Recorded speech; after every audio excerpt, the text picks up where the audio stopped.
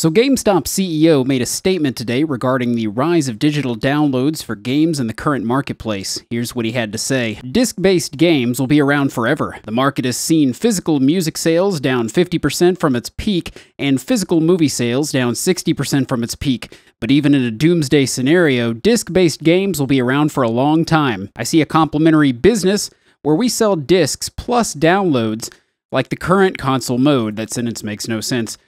Virtual reality games will also likely follow this model. Now, in some ways I can agree with this sentiment, and in others I don't.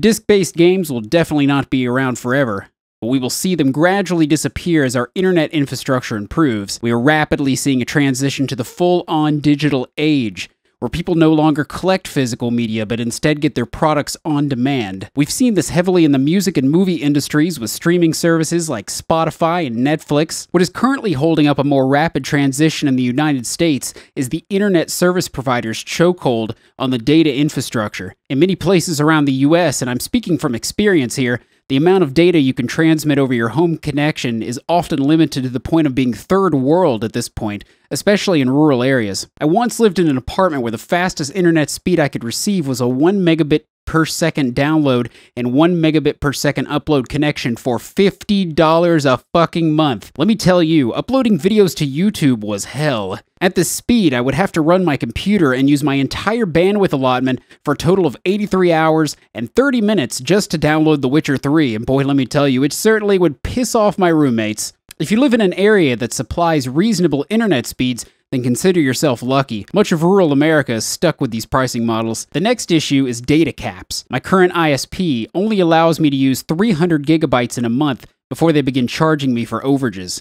Batman Arkham Knight is close to 50 gigabytes in size on the PC. You do the math. That doesn't leave much bandwidth left over if you're a frequent gamer. What I would like to see are pricing models that are relative to how we currently pay for our utilities. Most people pay a small, flat fee for the amount of electricity or water they use.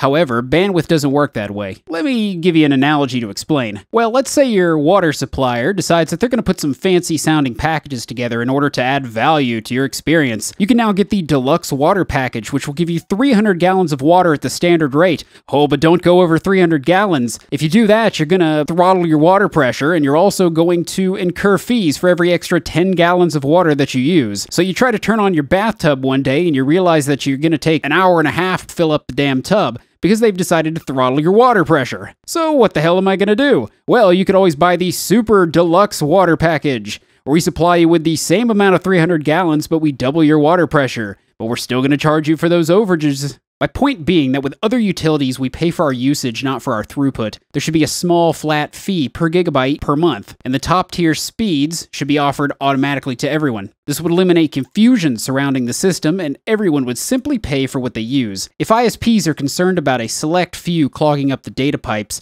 which they've said in the past was their justification for these policies in the first place, then having data caps in place doesn't stop this from happening. Just charge those people at the top more by charging them per gigabyte used. So this, in conclusion, is why physical media isn't going away anytime soon. Until ISPs begin to see competition, I'm looking at you, Google Fiber, and are forced to remove their data caps and offer reasonable speeds for their services, the on-demand media age cannot truly flourish.